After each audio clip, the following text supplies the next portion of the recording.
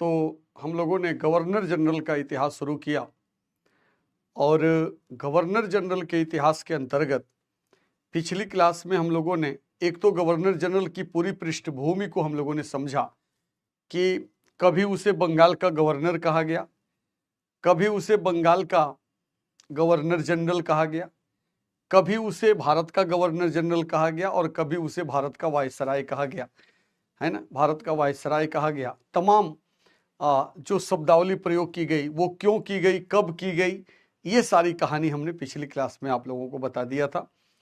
अब उसके बाद हम लोगों ने गवर्नर जनरल का इतिहास शुरू किया। हमने पूरा क्लायू से लेकर के डफरिन तक का जो कार्यकाल था उसको भी मैंने आपको लिखा दिया कि किस गवर्नर जनरल का कार्यकाल कहाँ से कहाँ तक था, किस गवर्नर जनरल का कार्यकाल कहाँ से कहाँ तक था, ये भी मैंने आपको लिखा दिया। इस पॉइंट को भी मैंने क्लियर कर दिया। अब इसके बाद हम लोगों को क्या जानना था, अब इसके बाद हम लोगों को एक एक करके सभी गवर्नर जनरल के बारे में जानना था, एक एक करके सभी गवर्नर जनरल के विषय में जानना था। और सभी गवर्नर जनरल के संदर्भ में, है ना, सभी गवर्नर जनरल के संदर्भ में ये बात क्लियर रख लेना है कि सभी गवर्नर जनरल के संदर्भ में जो भी गवर्नर जनरल से संबंधित पॉइंट है, जो महत्वपूर्ण पॉइंट है, जहां से प्रश्न एग्जाम में बन सकता है, उन सभी को हम लोग एक एक करके देखेंगे। जिसमें हमने आपको क्लायू के बारे में बता दिया था कि क्लायू जो बंगाल का गवर्नर बना था प्लासी के युद्ध के बाद, तो वो 2 बार बंगाल का गवर्नर बन के आया। एक बार तो भारत में रहते हुए ही प्लासी के युद्ध के बाद उसे बंगाल का गवर्नर बनाया गया और तब वो 1757 से 1760 तक गवर्नर रहा। और फिर जब बक्सर का युद्ध हुआ, क्योंकि 60 में वो ब्रिटेन वापस चला गया, 1760 में ब्रिटेन वापस चला गया क्लायू, लेकिन जब 1764 में बक्सर के युद्ध में अंग्रेजों को सफलता मिली और अंग्रेजों ने 3 भारत की शक्तियों को एक साथ पराजित किया, तब इलाहाबाद की संधि के लिए क्लायू को दोबारा बंगाल का गवर्नर बना के भारत भेजा गया और तब क्लायू के द्वारा ही इलाहाबाद की संधि की गई थी, जो 2 पार्ट में थी, इलाहाबाद की प्रथम संधि और इलाहाबाद की द्वितीय संधि, है ना। इलाहाबाद की प्रथम संधि और इलाहाबाद की द्वितीय संधि, ये 2 पार्ट में इलाहाबाद की संधि थी, ठीक है ना। ये इलाहाबाद की संधि 2 पार्ट में थी। क्लियर है इतनी बात कि इलाहाबाद की संधि 2 पार्ट में थी। अब इसके बाद बात आती है कि क्लायू के बाद अब जो गवर्नर आए थे उनका कोई ऐसा इतिहास नहीं है। अब जो अगला गवर्नर होगा बंगाल का वो होगा वारेन हेस्टिंग्स। और हाँ बिल्कुल सबरीन, बिल्कुल। तो आप देखना कि अब इस गवर्नर के बारे में अब हम लोग आगे पढ़ने वाले हैं कि भाई अगला जो गवर्नर है ना, अगला जो गवर्नर है वो कौन होगा। तो अगला जो गवर्नर होगा उसका नाम होगा वारेन हेस्टिंग्स। अगला जो गवर्नर होगा उसका नाम क्या होगा, वारेन हेस्टिंग्स।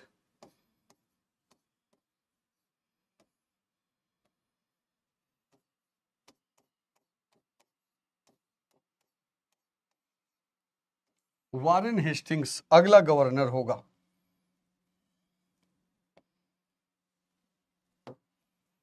Warren Hastings. और वारेन हेस्टिंग्स का जो कार्यकाल है ना, वारेन हेस्टिंग्स का जो कार्यकाल है वो है 1772 ईस्वी से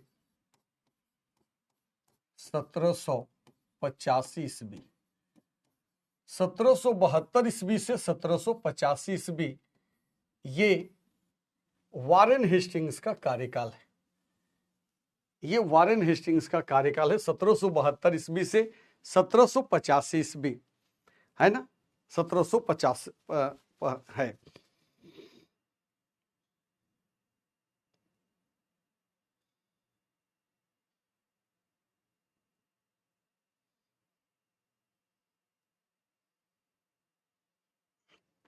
ठीक है ना। तो अब यहां पर आप देखना, हाँ आकांशु, हालवेल का ना, हालवेल स्थानापन्न गवर्नर था। उनके बारे में कोई घटनाक्रम नहीं है, इसीलिए हालवेल की बात या बेंसीटाइट की बात, बेंसीटाइट के बारे में केवल ये जान सकते हैं कि बेंसीटाइट के समय में ही बक्सर का युद्ध हुआ था, है ना। बेंसीटाइट के समय में बक्सर का युद्ध हुआ था।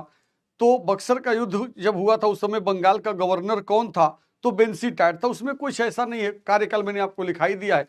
तो उन गवर्नरों से संबंधित कोई प्रश्न नहीं बनता और इसके वजह से, है ना, इसके वजह से वहां से कोई संदर्भ नहीं आएगा। जो हॉलवेल था और बेंसी टार्ट था, ये हॉलवेल तो स्थानापन्न गवर्नर था, केवल 1-2 महीने तक केवल हॉलवेल रहा था। और बेंसी टार्ट के समय में बक्सर का युद्ध हुआ था, जो 22 अक्टूबर 1764 ईस्वी को बक्सर का युद्ध हुआ था। वो बक्सर का युद्ध बेंसी टार्ट के कार्यकाल में हुआ था, लेकिन उसमें बक्सर के युद्ध का नेतृत्व तो हेक्टर मुनरो ने किया था और हेक्टर मुनरो ने भारत की 3 शक्तियों को पराजित किया था। तो वहां पर केवल इतना जानना था कि जिस समय बक्सर का युद्ध हुआ उस समय बंगाल का गवर्नर कौन था? बेंसी टार्ट था। उस समय बंगाल का गवर्नर कौन था? बेंसी टार्ट था, है ना। तो इसके वजह से आप देखोगे कि वहां पर चाहे हॉलवेल है, चाहे बेंसी टार्ट है, चाहे बेरेल्स्ट है, चाहे कर्टियर है, उनसे संबंधित कोई प्रश्न नहीं बनता है। केवल उनके डेट को आपको ध्यान में रखना है कि वो क्या था, क्योंकि प्रश्न जो बनता है वो वारेन हेस्टिंग्स से बनेगा, कार्नवालिस से बनेगा, बेलेजली से बनेगा, चांसोर से बनेगा।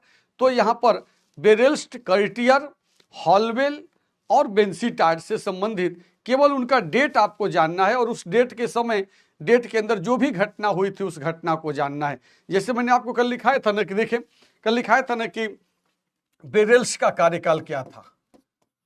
बेरेल्स्ट, है ना, बेरेल्स्ट का कार्यकाल क्या था? तो मैंने आपको लिखा दिया कि इसका कार्यकाल 1767 से 1769 था, है ना।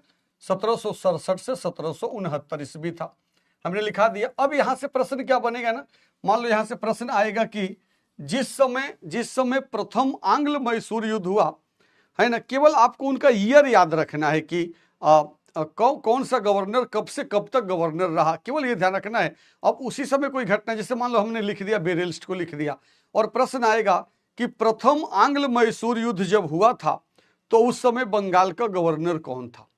प्रथम आंग्ल मैसूर युद्ध जब हुआ तो वहां उस समय बंगाल का गवर्नर कौन था? तो आप बताओगे बेरेल्स्ट था। क्यों?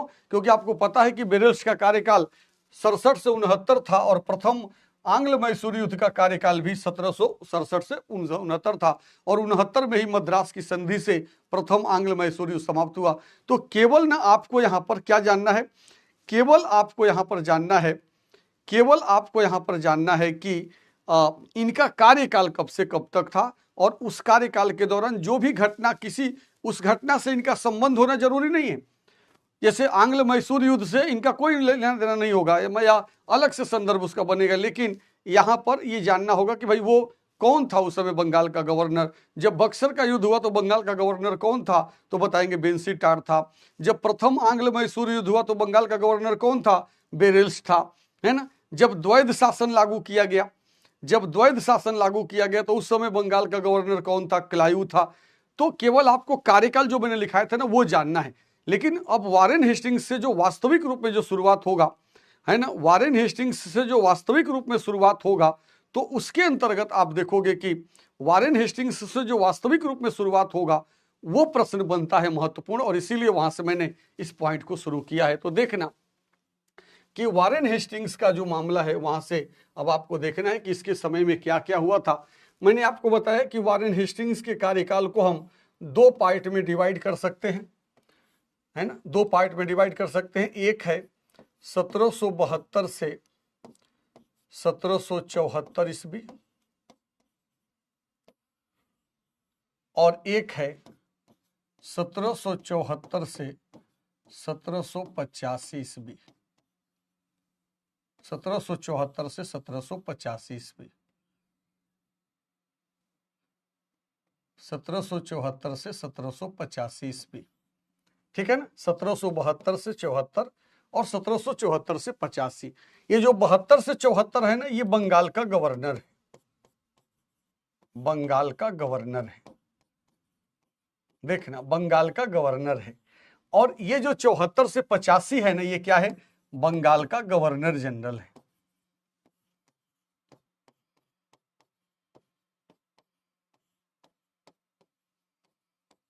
बंगाल का गवर्नर जनरल है। देखो बंगाल का गवर्नर जनरल है। तो बंगाल का गवर्नर और बंगाल का गवर्नर जनरल आप देख सकते हो। यहां पर इस पॉइंट को यहां पर ले लिया। ये दोनों क्यों ले लिया? क्योंकि क्लायू जो वारेन हेस्टिंग्स जो है ना, जो वारेन हेस्टिंग्स है ये बंगाल का अंतिम गवर्नर है और बंगाल का प्रथम गवर्नर जनरल है। इसीलिए उसके कार्यकाल को दो पार्ट में डिवाइड किया, 1772 से 1774 और 1774 से 1785, क्योंकि 1773 में जो रेगुलेटिंग एक्ट पारित हुआ था ना, उसी रेगुलेटिंग एक्ट के द्वारा यह प्रावधान किया गया कि बंगाल का गवर्नर अब बंगाल का गवर्नर जनरल कहलाएगा। बंगाल का गवर्नर अब बंगाल का गवर्नर जनरल कहलाएगा। यह कब डिसाइड किया गया? 1773 के रेगुलेटिंग एक्ट के प्रावधानों के अंतर्गत डिसाइड किया गया। 1773 के रेगुलेटिंग एक्ट के प्रावधानों के अंतर्गत निर्धारित किया गया। तो इसलिए इसको हमने दो पार्ट बना दिया और यहां पर लिख सकते हैं बंगाल का अंतिम गवर्नर, बंगाल का अंतिम गवर्नर, और यहां पर लिख सकते हैं बंगाल का प्रथम गवर्नर जनरल।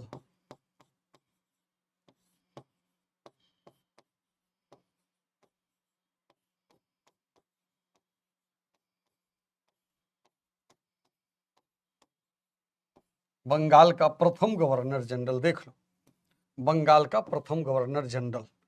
तो ये दोनों, ये बात तो मैंने आपको केवल कार्यकाल के बारे में बता दिया कि भाई वारेन हेस्टिंग्स का जो कार्यकाल है वो किस तरह से उसको डिसाइड करना है, किस तरह से उसको डिफाइन करना है, ये पॉइंट इसके अंतर्गत आ गया। बंगाल का गवर्नर, बंगाल का गवर्नर जनरल। तो बंगाल का अंतिम गवर्नर है ना, बंगाल का अंतिम गवर्नर और बंगाल का प्रथम गवर्नर जनरल, ये सेगमेंट या ये पॉइंट इसके अंतर्गत बन चुका है। अब आप यहां पर देखो कि अब वारेन हेस्टिंग्स के समय में क्या क्या हुआ था। हाँ, आप उस समय का जैसे जो स्थान ब्रिटिश गवर्नर जनरल का था ना, जो ब्रिटिश गवर्नर जनरल का स्थान था, जो ब्रिटिश गवर्नर जनरल का स्थान था वही भारत में राष्ट्रपति ने ले लिया। हालांकि governor general all in all होता था, लेकिन राष्ट्रपति के रूप में आप ये कहोगे कि राष्ट्रपति भारत में संवैधानिक प्रमुख तो होता है लेकिन वास्तविक प्रमुख नहीं होता। भारत में संवैधानिक प्रमुख राष्ट्रपति है, लेकिन देश का जो वास्तविक प्रमुख होता है वो प्रधानमंत्री होता है। लेकिन अंग्रेजों के समय में जो गवर्नर जनरल होता था वो ऑल इन ऑल होता था, वो सब कुछ होता था, यानी गवर्नर जनरल के पास ही वास्तविक शक्तियां होती थी। क्लियर ना, वास्तविक शक्तियां होती थी। तो ये बात यहां पर क्लियर हो गई। अब इसके बाद हम लोग को देखना है कि वारेन हेस्टिंग्स के समय में क्या क्या घटनाक्रम हुआ था। अब जरा उस बात को देख लो, ये तो मैंने आपको बना दिया। अब इसके बाद देखना,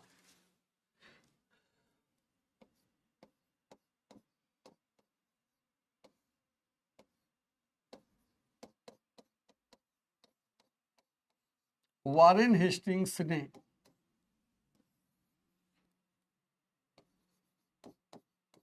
भारत आते ही सबसे पहले, भारत आते ही सबसे पहले बंगाल में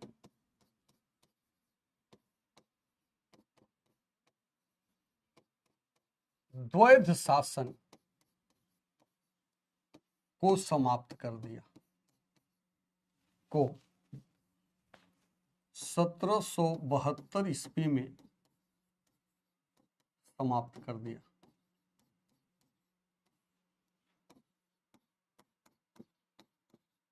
समाप्त कर दिया। देखना, एक एक चीज को खोल खोल के हम लोग पढ़ेंगे। कहीं पे कोई भी कंफ्यूजन के लिए कोई स्कोप छोड़ना ही नहीं है कि कहीं पे आपको किसी भी प्रकार का डाउट हो। तो वारेन हेस्टिंग्स ने भारत आते ही सबसे पहले बंगाल में द्वैध शासन, बंगाल में क्या किया? द्वैध शासन को 1772 ईस्वी में समाप्त कर दिया। 1772 ईस्वी में द्वैध शासन को समाप्त कर दिया। तो यहां से आप देखना, अब यहां से प्रश्न क्या बना सकते हैं हम लोग? यहां से हम लोग प्रश्न क्या बना सकते हैं कि द्वैध शासन, अब द्वैध शासन का मतलब यहां पर आएगा, हाँ बिल्कुल शक्तियों में अंतर था। तो द्वैध शासन की अब आप बात देखना कि द्वैध शासन में क्या आएगा? बंगाल में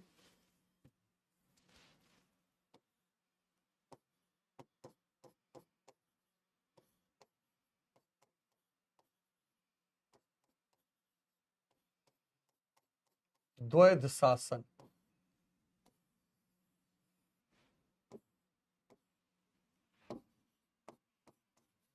का प्रारंभ 1765 ईस्वी में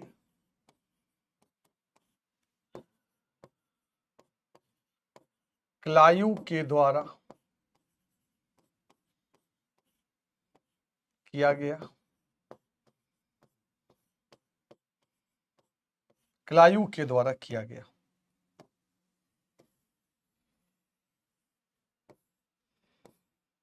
क्लायू के द्वारा किया गया। बंगाल में द्वैध शासन की समाप्ति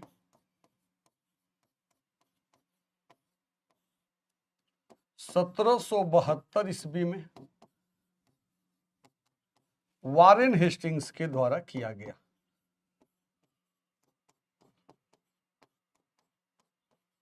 हेस्टिंग्स के द्वारा किया गया।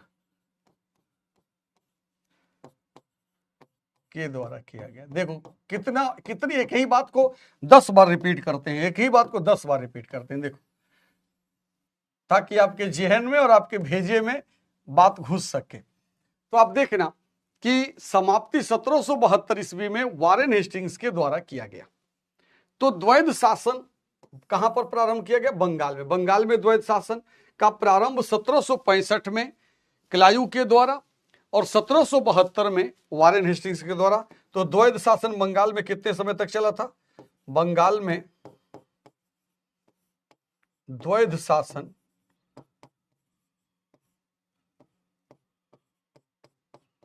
7 वर्ष तक चला। 7 वर्ष तक चला। अब इससे संबंधित 2-3 पॉइंट बहुत ही महत्वपूर्ण आते हैं, बहुत ही महत्वपूर्ण 2-3 पॉइंट बनते हैं, वो मैं आपको एक एक करके बताने वाला हूं। सबसे पहले यहां पर आपको क्या जानना है? सबसे पहले ये द्वैध शासन किसने शुरू किया, किसने समाप्त किया, द्वैध शासन कब तक चला, द्वैध शासन के बारे में किसका क्या स्टेटमेंट है, ये सारी बातें जानने से पहले हमें क्या जानना चाहिए कि द्वैध शासन है क्या। ये सारी बातें जानने से पहले हमें क्या जानना चाहिए? द्वैध शासन है क्या, और द्वैध शासन के अंतर्गत जो बंगाल में द्वैध शासन स्थापित किया गया उसका मतलब क्या है, द्वैध शासन में कैसा शासन स्थापित किया गया था, ये बात हमें जान लेनी है। और ये बात यदि हम जान लिए तो द्वैध शासन का ऑपरेशन हो जाएगा और द्वैध शासन से संबंधित और जितने भी फैक्ट और कॉन्सेप्ट होंगे वो सबको हम यहीं पे कलेक्ट कर लेंगे, सबको यहीं पे कलेक्ट कर लेंगे। देखना, द्वैध शासन का पहले तो बंगाल में द्वैध शासन का प्रणेता किसे माना जाता है? द्वैध शासन का जनक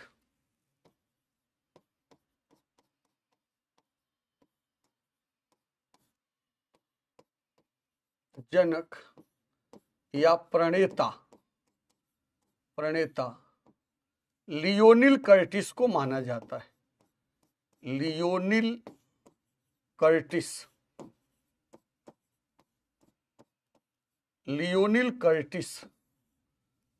को माना जाता है।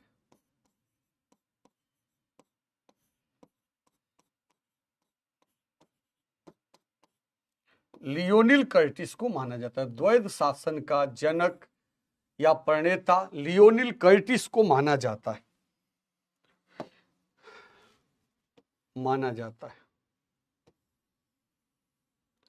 तो यदि कभी आ जाए कि द्वैध शासन का जनक किसे माना जाता है, ये तो बंगाल में द्वैध शासन को प्रारंभ क्लायू ने किया था ना, और वारेन हेस्टिंग्स ने समाप्त किया था। लेकिन द्वैध शासन जिसको हम डुअल गवर्नेंस कहते हैं, है ना, डुअल गवर्नेंस जिसको हम कहते हैं, ये डुअल गवर्नेंस का जनक या फादर किसको कहा जाता है? फादर ऑफ डुअल गवर्नेंस किसको कहा जाता है? तो आप कहोगे लियोनिल कर्टिस को कहा जाता है। लियोनिल कर्टिस को कहा जाता है। ये भी क्लियर हो गया। अब हम लोग आप उस टॉपिक पे आते हैं कि भाई द्वैध शासन है क्या, द्वैध शासन है क्या, अब उस बात पे हम आते हैं। द्वैध शासन का मतलब है दो स्तर पर शासन। दो स्तर पर यहां पर जो द्वैध शासन है, द्वैध शासन अलग अलग संदर्भों में अलग अलग हो सकता है।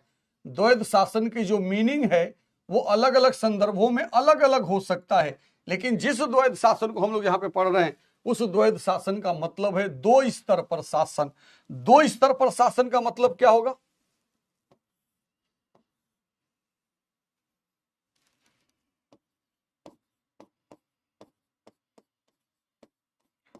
उत्तरदायित्व विहीन अधिकार,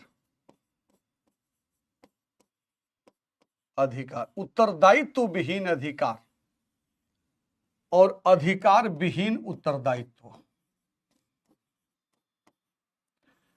अधिकार विहीन उत्तरदायित्व, अधिकार विहीन उत्तरदायित्व। देख लो, अधिकार विहीन उत्तरदायित्व,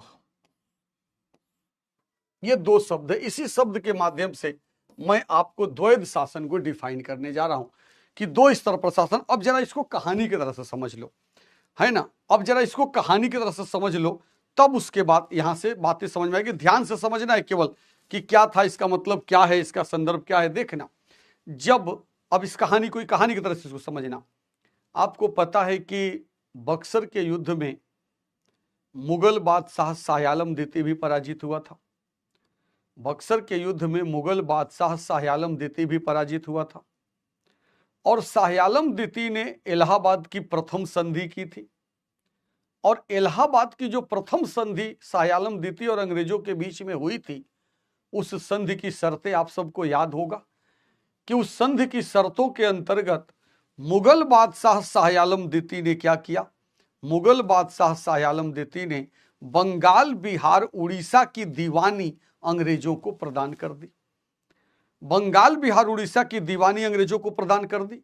बंगाल, बिहार, उड़ीसा की दीवानी अंग्रेजों को मिलने का मतलब क्या था? अंग्रेजों को वहां से राजस्व की वसूली का अधिकार मिल गया। अंग्रेजों को वहां से राजस्व की वसूली का अधिकार मिल गया। बंगाल, बिहार, उड़ीसा की दीवानी अंग्रेजों को मिलने का मतलब क्या था? वहां से राजस्व की वसूली का अधिकार मिल गया। लेकिन अंग्रेज तो भारत के रेवेन्यू सिस्टम से परिचित नहीं थे कि भारत में राजस्व का निर्धारण कैसे किया जाता है, भारत में राजस्व कितना लिया जाता है, इसके बारे में तो नहीं जानते थे, क्योंकि वो तो एक व्यापारी कंपनी के रूप में भारत आए थे और धीरे धीरे भारत में राजनीतिक सत्ता प्राप्त कर लिया। वो आए तो व्यापारी के रूप में थे ना, ब्रिटिश ईस्ट इंडिया कंपनी, लेकिन भारत की परिस्थितियां ऐसी थी कि व्यापार करने की जगह यहां पे राजा बन गए, राजनीतिक सत्ता प्राप्त कर लिया। लेकिन भारत के सिस्टम से अभी वो परिचित नहीं थे और ना ही अभी वो चाहते थे कि भारत का शासन प्रशासन प्रत्यक्ष रूप से उनके हाथ में आए। इसलिए उन्होंने क्या किया? उन्होंने इन क्षेत्रों से राजस्व की वसूली के लिए भारतीयों को ही जिम्मेदारी दे दी। बंगाल, बिहार, उड़ीसा से राजस्व की वसूली की जिम्मेदारी भारतीयों को ही दे दी और उसके लिए उनको कमीशन फिक्स कर दिया। तो यहां पर क्या हो गया कि अधिकार जो था वो अंग्रेजों के पास था और जो उत्तरदायित्व था, रिस्पॉन्सिबिलिटी था, वो भारतीयों के पास था। तो जिन भारतीयों को राजस्व की वसूली का अधिकार दिया गया, उनके पास केवल उत्तरदायित्व था, केवल रिस्पॉन्सिबिलिटी थी, कोई राइट, कोई अधिकार नहीं था। और अंग्रेजों के पास केवल अधिकार था, कोई उत्तरदायित्व नहीं था, क्योंकि उत्तरदायित्व उन्होंने किसको दे दिया? रिस्पॉन्सिबिलिटी उन्होंने किसको दे दिया? भारतीयों को दे दिया। इसीलिए यहां पर यह शब्द मैंने लिखा, उत्तरदायित्व विहीन अधिकार। ये किसके पास होगा? उत्तरदायित्व विहीन, यानी बिना उत्तरदायित्व के अधिकार अंग्रेजों के पास। अंग्रेजों के पास ये अधिकार था। और अधिकार विहीन उत्तरदायित्व, यानी उत्तरदायित्व तो है लेकिन अधिकार नहीं है। ये किसके पास है? भारतीयों के पास। भारतीय, तो भारतीय के पास, यहां पर इसको और डिफाइन करना चाहें, अधिकार विहीन उत्तरदायित्व, केवल उत्तरदायित्व, कोई अधिकार नहीं, केवल उत्तरदायित्व, कोई अधिकार नहीं, कोई अधिकार नहीं। और इसी को और आसान बनाना चाहिए, यहां पे तो केवल अधिकार, केवल अधिकार, कोई उत्तरदायित्व नहीं, कोई उत्तरदायित्व नहीं, केवल अधिकार, कोई। तो शासन प्रशासन से संबंधित अंतिम निर्णय लेने का अधिकार अंग्रेजों के पास था, लेकिन शासन प्रशासन का संचालन कौन करेगा? भारतीय करेंगे। और मैं आपको आपकी आसानी के लिए भी बता दूं कि बंगाल, बिहार, उड़ीसा में जो राजस्व वसूलना था उसके लिए किस भारतीय को नियुक्त किया गया था, वो भी आप देख लो। बंगाल, बिहार, उड़ीसा, बंगाल, बिहार, उड़ीसा, यहां से राजस्व की वसूली के लिए बंगाल में मोहम्मद रजा खां, मोहम्मद रजा खां को बंगाल से राजस्व की वसूली की जिम्मेदारी दी गई थी। बिहार में सीताब राय को, बिहार में सीताब राय को राजस्व की वसूली की जिम्मेदारी दी गई थी और उड़ीसा में राय दुर्लभ को, राय दुर्लभ को, राय दुर्लभ को उड़ीसा में, ये भारतीय थे जिन्हें बंगाल, बिहार, उड़ीसा से राजस्व की वसूली करने का उत्तरदायित्व या जिम्मेदारी दी गई थी, उत्तरदायित्व या जिम्मेदारी दी गई थी। तो इस तरह से आप देखो यहां पर कि बंगाल, बिहार, उड़ीसा से राजस्व की वसूलने की जिम्मेदारी किसके पास थी? भारतीयों के पास थी। मैंने नाम भी बता दिया, बंगाल में राजस्व की वसूली का अधिकार मोहम्मद रजा खां को दिया गया, बिहार में सीताब राय को और उड़ीसा में राय दुर्लभ को। लेकिन इन्हें राजस्व की वसूली क्या उत्तरदायित्व दिया गया, जिम्मेदारी दी गई, लेकिन अधिकार किसके पास है? अंग्रेजों के पास है। अधिकार किसके पास है? अंग्रेजों के पास है। सैनिक या सेना किसके पास है? अंग्रेजों के पास है। तो सारे जो राइट्स हैं वो अंग्रेजों के पास है और जो रिस्पॉन्सिबिलिटी है वो भारतीयों के पास है। इसीलिए इसको क्या नाम दिया गया? द्वैध शासन नाम दिया गया। इसीलिए इसे द्वैध शासन कहा गया, जहां पर अंग्रेजों के पास केवल अधिकार है, कोई उत्तरदायित्व नहीं है, और भारतीयों के पास केवल उत्तरदायित्व है, कोई अधिकार नहीं है, कोई अधिकार नहीं है। इसी संदर्भ को क्या नाम दिया गया? द्वैध शासन दिया गया। यानी डुअल गवर्नमेंट, दो लेवल पे शासन, एक जगह उत्तरदायित्व विहीन अधिकार होगा और दूसरे जगह अधिकार विहीन उत्तरदायित्व होगा। जो उत्तरदायित्व विहीन अधिकार है वो अंग्रेजों के पास है और जो अधिकार विहीन उत्तरदायित्व है वो भारतीयों के पास है। अब बताओ, समझ में आ गई बात कि जो द्वैध शासन था वो क्या था? और जो क्लाइव ने, आप सोचो ना, आखिर में क्लाइव ने 65 में, आप सोचना, क्लाइव ने 65 में द्वैध शासन क्यों शुरू किया? क्योंकि 65 में ये इलाहाबाद की संधि हुई, क्योंकि 65 में ही बंगाल, बिहार, उड़ीसा की दीवानी मिली थी। तो जब दीवानी मिलेगी तभी तो राजस्व की वसूली करेंगे ना, जब दीवानी मिलेगी तभी तो राजस्व की वसूली करेंगे। तो द्वैध शासन 65 में ही क्यों लागू किया गया? क्योंकि 65 में ही दीवानी का अधिकार मिला, 65 में ही उनको राजस्व की वसूली का अधिकार मिला, इसलिए 65 में द्वैध शासन लागू किया। लेकिन जब उसका दुष्परिणाम सामने आने लगा, जब कंपनी को घाटा होने लगा, तब जब वारेन हेस्टिंग्स आया तो उसने द्वैध शासन को समाप्त कर दिया। तो इस वजह से आप देखोगे कि एक ने द्वैध शासन को प्रारंभ किया और एक ने आते ही द्वैध शासन को समाप्त किया। आते ही द्वैध शासन को क्यों समाप्त किया?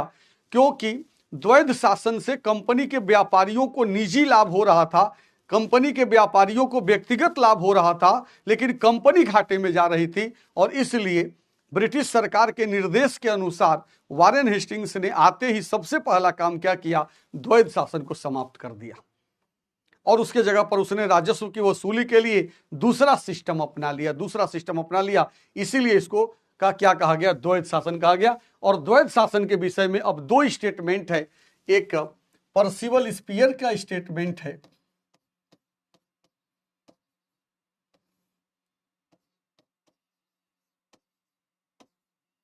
और के.एम. पनिक्कर का,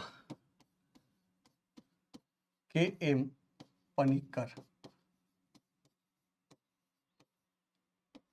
पनिक्कर का स्टेटमेंट।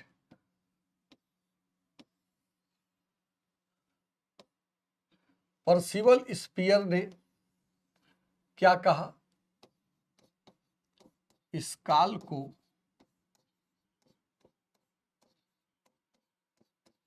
बेशर्मी एवं लूट का काल कहा।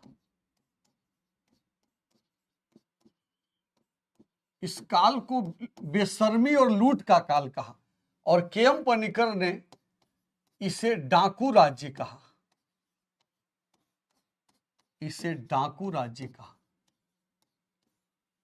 के.एम. पनिक्कर ने इस काल को डाकू राज्य कहा, यानी डाकुओं का राज था जो अलग अलग तरीके से लोगों को लूट रहे थे। तो इसके बारे में दो पॉइंट यहां पर आपने देखा,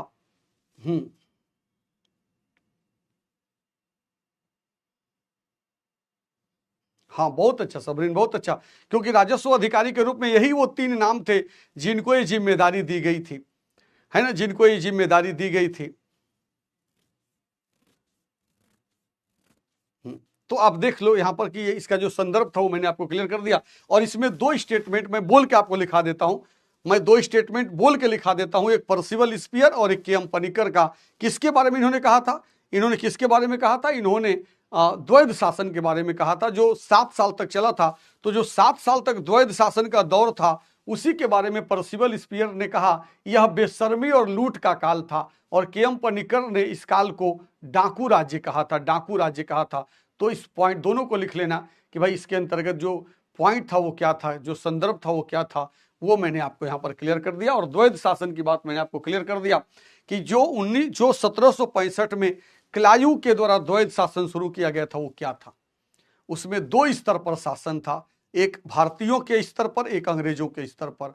भारतीयों के पास केवल जिम्मेदारी थी, कोई अधिकार नहीं था। अंग्रेजों के पास केवल अधिकार था, कोई जिम्मेदारी नहीं थी, क्योंकि अंग्रेजों ने जिम्मेदारी भारतीयों को दे दी थी, क्योंकि अंग्रेजों ने जिम्मेदारी भारतीयों को दे दी थी और अधिकार अपने पास रख लिया था। इसीलिए इसे द्वैध शासन कहा गया। और चूंकि इसका जो प्रभाव था वो कंपनी के लिए ठीक नहीं था, व्यापारियों के लिए ठीक था, क्योंकि इन 7 वर्षों में जो कंपनी के व्यापारी थे वो व्यक्तिगत लाभ के लिए काम करते रहे, तो उनका अपना पॉकेट तो भरता गया, उनका अपना खजाना तो भरता गया, लेकिन कंपनी का खजाना खाली हो गया।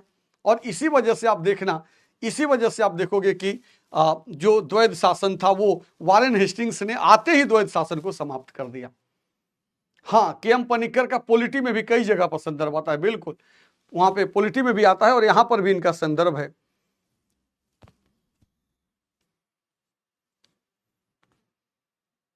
हाँ बिल्कुल राजपूत, बिल्कुल बिल्कुल वही चीज थी। यदि वो प्रारंभ में ही राजस्व की वसूली का काम अपने ऊपर ले लेते तो विद्रोह हो जाता, क्योंकि उनको पता नहीं था रेवेन्यू सिस्टम भारत का, क्योंकि वो तो भारत में व्यापारी के रूप में थे ना, तो एक तो उनको पता नहीं था भारत में रेवेन्यू सिस्टम के बारे में, और यदि शुरू में ही वो प्रत्यक्ष रूप से शासन सत्ता को अपने हाथ में लेते तो विद्रोह की संभावना होती। इसलिए उन्होंने स्टेप बाय स्टेप काम किया। अंग्रेज वो लोग थे जो एक बार में नहीं बल्कि स्टेप बाय स्टेप काम करने में विश्वास करते थे। इसलिए पहले भारतीयों को जिम्मेदारी दी, और कुछ साल के बाद जब वो सिस्टम को समझ जाएंगे, ध्यान देना, जब कुछ समय के बाद जब वो सिस्टम को समझ जाएंगे तब भारतीयों को हटा करके खुद अपने हाथ में अधिकार को भी ले लेंगे और जिम्मेदारी को भी ले लेंगे, लेकिन शुरू में जिम्मेदारी भारतीयों को दे देंगे। बिल्कुल बिल्कुल बिल्कुल बिल्कुल। तो अब मुझे पूरा उम्मीद है कि आप सब समझ गए होंगे, और आपके कमेंट से भी लग रहा है कि आप समझ चुके हैं। तो द्वैध शासन मैंने कल कहा था ना कि जहां पर जिसका संदर्भ आएगा वहां पर उसको मैं समझाऊंगा, तो आपको समझ में भी आएगा और विषय वस्तु भी वहां पर क्लियर रहेगा। तो ये था बंगाल का द्वैध शासन।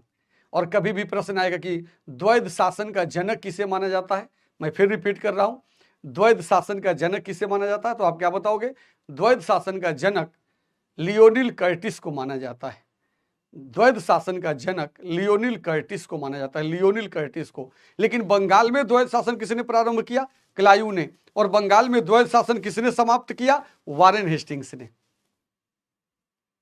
हाँ बिल्कुल विपिन, बिल्कुल बिल्कुल यही सारी बातें एकदम आप लोग जो कमेंट कर रहे हो ना, तो मुझे पूरा विश्वास हो जा रहा है कि हाँ आप समझ चुके होंगे। वो जनता से के सीधे विरोधी नहीं बनना चाहते थे, क्योंकि राजस्व की वसूली वो डायरेक्ट करेंगे तो जनता के विरोधी बनेंगे, और शुरू में है ना, शुरू में वो इससे बच रहे थे। इसलिए वसूली की का जिम्मेदारी भारतीयों को दे दिया, उसके बदले में उनको कुछ कमीशन दे दिया और अपने अधिकार लेके बैठ गए, ताकि जो कोई इसको ऐसे देखे ना, इसको ऐसे देखना। मैं एक उदाहरण दे देता हूं आपको ना, इसको एक उदाहरण देता हूं लास्ट में, तो और भी ज्यादा चीजें क्लियर हो जाएगी। जैसे मान लो कि किसी व्यक्ति ने, है ना, जैसे मान लो कि उदाहरण ले लेते हैं, जैसे मान लो मैंने किसी को ऋण दिया है ना, मान लो मैंने किसी को ऋण दिया है और वो व्यक्ति उस ऋण का भुगतान नहीं कर रहा है।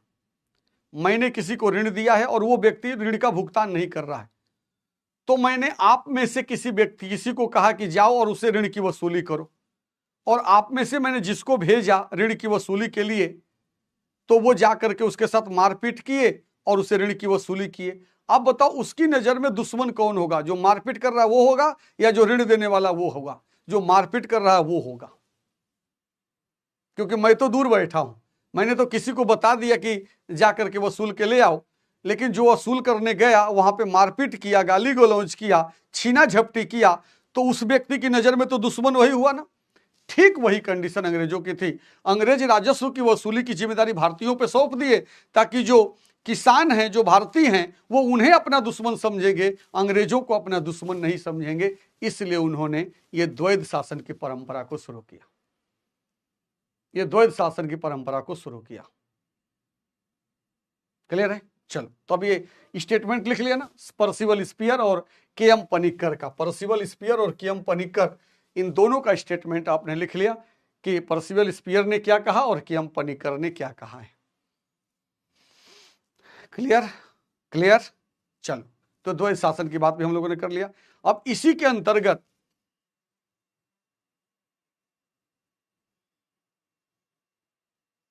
हाँ बिल्कुल बिल्कुल, अभी इसी क्लास में ना, अभी आप लोग चिंता ना करो, अभी ना सबरीन मैं बता रहा हूं आपको कि अभी हम लोग पढ़ रहे हैं ना, फाउंडेशन बैच है ना, तो फाउंडेशन बैच में सबसे पहले जानते हैं क्या जरूरी होता है? सबसे पहले जरूरी होता है कि हम पहले विषय वस्तु को समझ लें।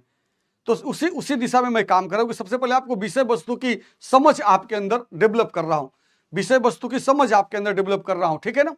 लेकिन जैसे ये विषय वस्तु की समझ आपको हो जाएगी ना, मैं इसी क्लास के अंदर, आपके इसी क्लास के अंदर मैं आपको कुछ प्रश्नों की प्रैक्टिस कराऊंगा मेंस की, और मैं तमाम प्रश्न आपको लिखवाऊंगा चैप्टर वाइज कि देखो इस चैप्टर से ये प्रश्न आ सकता है, ये प्रश्न आ सकता है ना। और मैं कुछ प्रश्नों की ड्राफ्टिंग बोर्ड पे कर दूंगा, जिससे आपको ये पता चलेगा कि किसी प्रश्न का उत्तर लिखा कैसे जाता है। एक आइडल ड्राफ्टिंग क्या होती है किसी प्रश्न की, वो 4-5 प्रश्नों की मैं जरूर कर दूंगा। इससे आपको ये पता चलेगा कि हाँ, किसी प्रश्न का उत्तर लिखना है तो कैसे लिखना है। पहले हम लोग एक बार जो फाउंडेशन का जो मूल पोर्शन है उसको पूरा कर लेते हैं, तब हम आपको इस पे काम करेंगे। बैच खत्म होने से पहले मैं आपको कई प्रश्नों की प्रैक्टिस भी कराऊंगा, और चैप्टर वाइज तमाम प्रश्न मैं आपको दूंगा, ताकि उस पर आप लिख सकोगे, है ना, आप लिख सकोगे, ठीक है ना। तो इसके वजह से यहाँ पर जो भी कंडीशन होगी वो क्लियर हो जाएगी। और संडे को जो क्लास हम लोग रखेंगे ना, तो उसमें हम उस पर थोड़ी सी चर्चा कर देंगे। संडे वाली क्लास में यदि देखते हैं, इस संडे को यदि 3 घंटे की क्लास मिल गई, है ना, यदि 3 घंटे की क्लास मिल गई, तो उस पर हम मेंस पर कुछ चर्चा जरूर आपसे करेंगे, मेंस पे जरूर चर्चा करेंगे, ताकि आपको एक आइडिया मिलेगा कि हाँ, किसी प्रश्न का उत्तर जो मेंस का होता है वो कैसे लिखना होता है, उसमें क्या क्या पॉइंट देना चाहिए हमें, उसकी बात करेंगे, ठीक है ना। तो इस तरह से आप देखो कि यहाँ पर जो खंड था, जो द्वैध शासन वाला मामला था, इस द्वैध शासन वाले पॉइंट को हमने आपको क्लियर कर दिया। तो चलो, अब ये द्वैध शासन वाला जो पॉइंट था वो हो गया। लेकिन अब आप देखना, अब वहीं से कहानी को आगे लेके चलना है। अब वहीं से कहानी को आगे लेके चलना है। वो कहानी क्या है जरा देखना।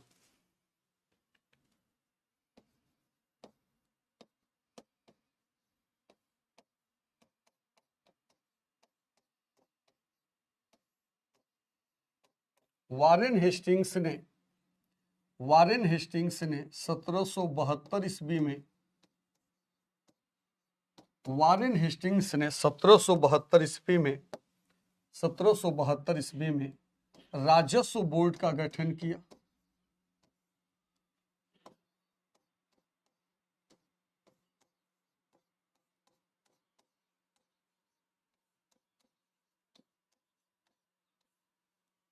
राजस्व बोर्ड का गठन किया। वारेन हेस्टिंग्स ने 1772 ईस्वी में राजस्व बोर्ड का गठन किया, राजस्व बोर्ड का गठन किया, तथा राजकोष को मुर्शिदाबाद से कलकत्ता ले गया। मुर्शिदाबाद से कलकत्ता ले गया।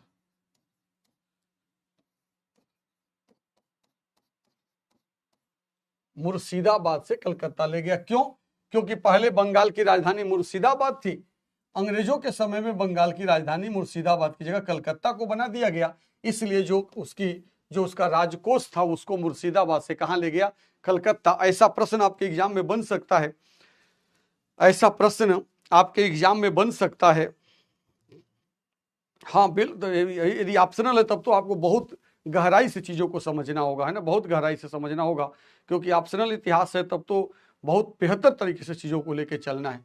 तो आप देखें ना, यहां पर मैंने कहा कि वारेन हेस्टिंग्स ने 1772 ईस्वी में राजस्व बोर्ड का गठन किया तथा राजकोष को मुर्शिदाबाद से कलकत्ता ले आया। यदि यहाँ पे प्रश्न कोई आ जाए, यदि कोई प्रश्न यहाँ पर आ जाए कि ब्रिटिश की जो बंगाल का कोष था उसको मुर्शिदाबाद से कलकत्ता कौन लेके आया था या किस गवर्नर जनरल के काल में आया था, तो आप बताओगे कि वारेन हेस्टिंग्स लेकर के आया था, वारेन हेस्टिंग्स लेके आया था। अब इसके बाद आप देखो यहाँ से जो अगला जो पॉइंट है उसकी मैं बात करता हूँ, इसी से जुड़ा हुआ जो पॉइंट है उसकी बात करता हूँ कि अब जरा देखना, जब वारेन हेस्टिंग्स ने 1772 में द्वैध शासन को समाप्त कर दिया, जब वारेन हेस्टिंग्स ने 1772 ईस्वी में द्वैध शासन को समाप्त कर दिया, इसका मतलब कि जो भारतीयों को राजस्व की वसूली का अधिकार दिया गया था वो खत्म हो गया। तो जब उस द्वैध शासन वाले सिस्टम को वारेन हेस्टिंग्स ने समाप्त कर दिया, तो उसकी जगह पर नया सिस्टम क्या लेके आया, क्योंकि उन क्षेत्रों पर अंग्रेजों का अधिकार तो है, और उन क्षेत्रों पर जब अंग्रेजों का अधिकार है तो उन क्षेत्रों से राजस्व की वसूली भी अंग्रेज ही करेंगे। तो जब द्वैध शासन को वारेन हेस्टिंग्स ने समाप्त कर दिया, तो उसकी जगह पर नया सिस्टम वारेन हेस्टिंग्स क्या लेके आएगा, उसकी जगह पर नया सिस्टम वारेन हेस्टिंग्स क्या लेकर के आएगा, तो वो जो पॉइंट था उसकी बात यहां पर कहेंगे, है ना। सिंपली नहीं, पीसीएस में तो नहीं है। आप अब ये जरूरी तो नहीं है ना कि जो पीसीएस दे रहा है वो आईएएस नहीं देगा, यूपीएससी नहीं देगा, तो जो पीसीएस दे रहा है वो यूपीएससी भी दे सकता है ना। तो वहां पर पीसीएस में ऑप्शनल नहीं है, लेकिन यूपीएससी में तो ऑप्शनल है ना। तो आप में से आप बताओ, आप लोग पढ़ रहे हो तो क्या आपको यूपीएससी नहीं देना है क्या? भाई यूपीएससी भी तो देना है ना, पैटर्न तो एक ही है, थोड़ा सा डिफरेंस है। पहले तो यूपीएससी और यूपीपीएससी का सिलेबस सेम था, लेकिन बाद में उन्होंने क्या किया, यूपीपीएससी में 6 पेपर जीएस का कर दिया और यूपीएससी में एक ऑप्शनल, पहले यूपीपीएससी में भी एक ऑप्शनल होता था, लेकिन अब उसको हटा दिया गया है। तो हाँ बिल्कुल। तो आप देखना यहाँ पर वारेन हेस्टिंग्स ने 1772 ईस्वी में राजस्व बोर्ड का गठन किया तथा राजकोष को मुर्शिदाबाद से कलकत्ता ले गया। अब यहाँ पर देखना,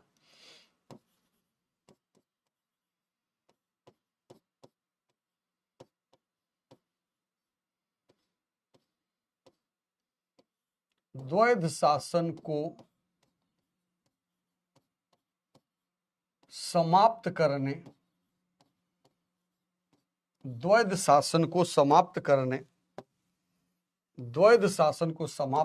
के बाद वारेन हेस्टिंग्स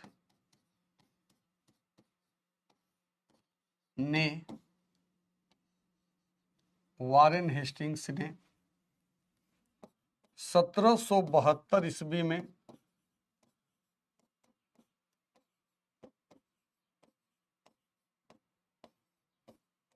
पंचवर्षीय बंदोबस्त का प्रारंभ किया।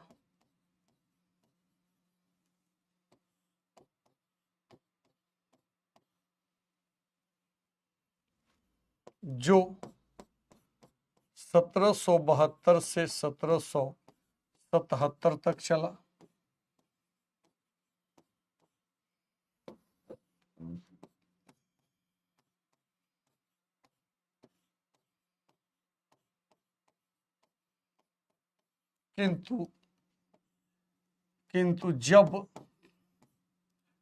किंतु जब यह व्यवस्था भी सफल नहीं हुआ,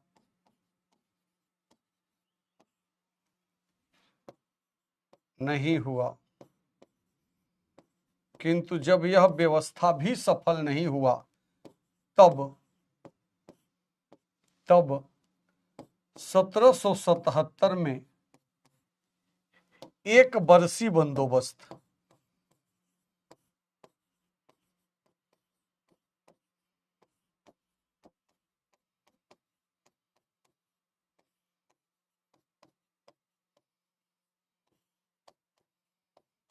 देखो, एक वर्षीय बंदोबस्त प्रारंभ किया। तब 1777 ईस्वी में एक वर्षीय बंदोबस्त प्रारंभ किया।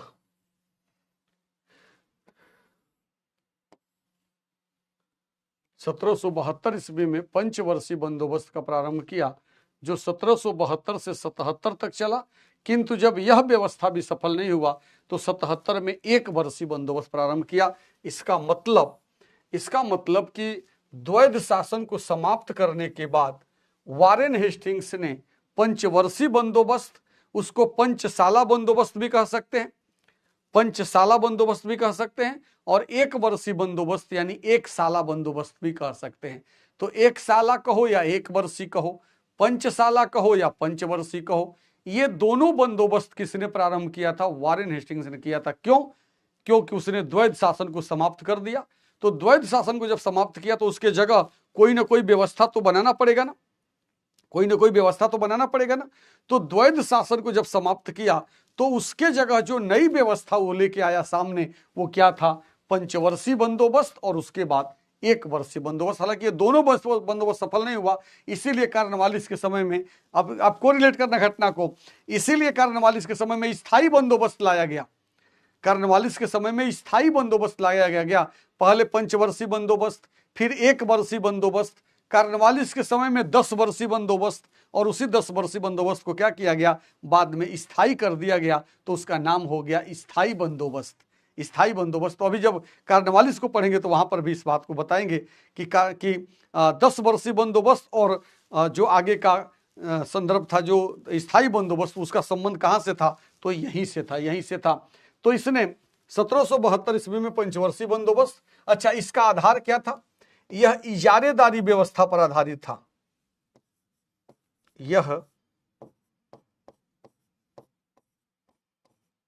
यह इजारेदारी व्यवस्था पर आधारित था।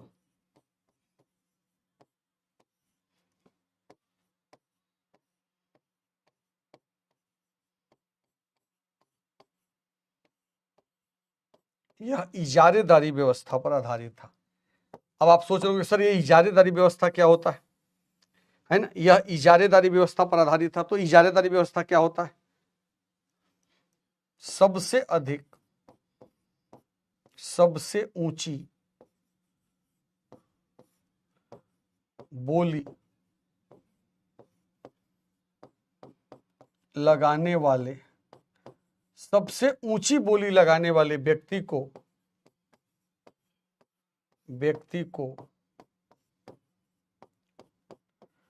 लगान की वसूली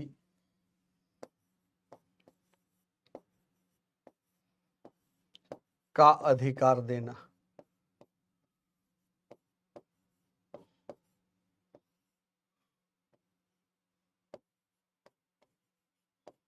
अधिकार देना। सबसे ऊंची बोली लगाने वाले व्यक्ति, सबसे ऊंची बोली लगाने वाले व्यक्ति को वसूली का अधिकार देना। सबसे ऊंची बोली लगाने वाले व्यक्ति को लगान की वसूली का अधिकार देना, इसी को इजारेदारी व्यवस्था कहा गया है ना। इसी को इजारेदारी व्यवस्था कहा गया है ना। अभी आगे जब उसके में ना उसका संदर्भ अलग अलग संदर्भ आएगा। अभी एक राजस्व बोर्ड का गठन कार्नवालिस ने भी किया था है ना, कार्नवालिस ने भी किया था। तो राजस्व बोर्ड में अधिकारियों का संदर्भ ने राजस्व बोर्ड का गठन उसके द्वारा किया गया था। अभी कार्नवालिस के समय में इसका पुनर्गठन किया गया, तो वहां पर उस बात को हम लोग देखेंगे।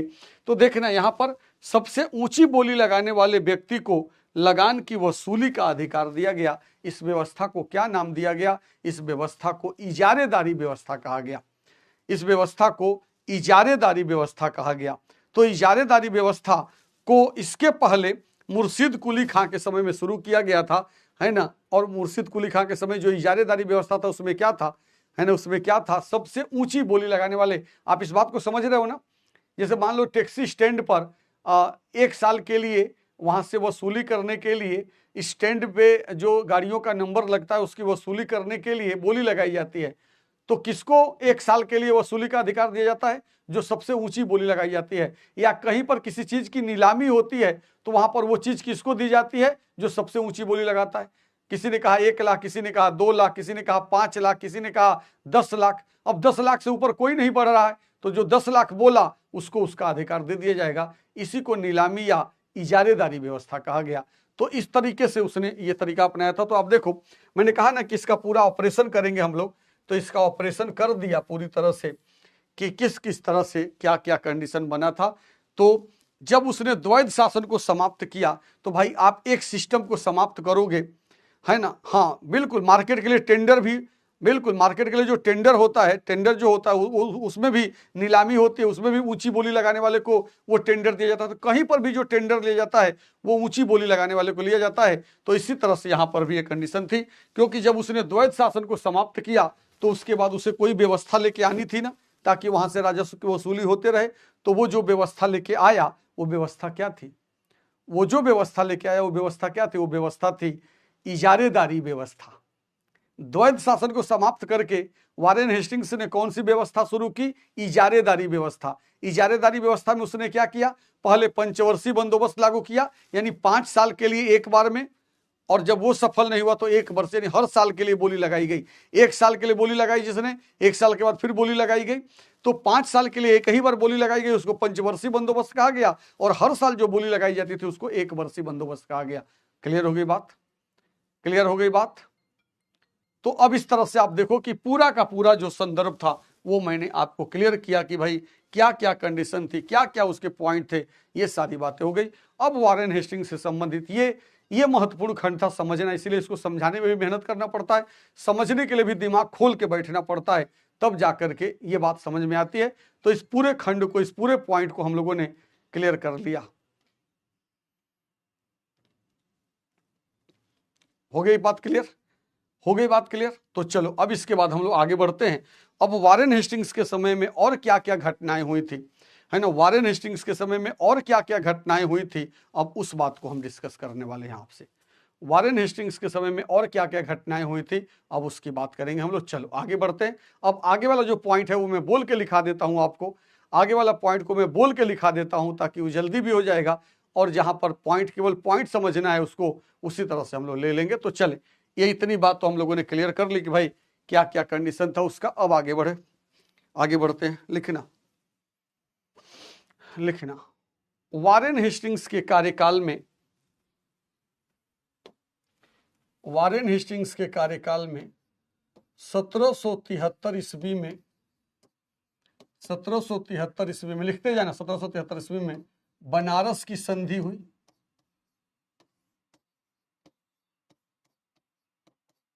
बनारस की संधि हुई 1773 ईस्वी में, बनारस की संधि हुई। इसी संधि का लाभ उठाकर, बनारस की संधि हुई, इसी संधि का लाभ उठाकर, इसी संधि का लाभ उठाकर, इसी संधि का लाभ उठाकर अवध के नवाब शुजाउद्दौला, इसी संधि का लाभ उठाकर अवध का नवाब शुजाउद्दौला, इसी का लाभ उठाकर अवध का नवाब शुजाउद्दौला ने रुहेलखंड पर अधिकार कर लिया। अवध के नवाब शुजाउद्दौला ने, अवध के नवाब शुजाउद्दौला, अवध के नवाब शुजाउद्दौला ने रुहेलखंड पर अधिकार कर लिया, ने रुहेलखंड पर अधिकार कर लिया। बस लाइन चेंज कर देना।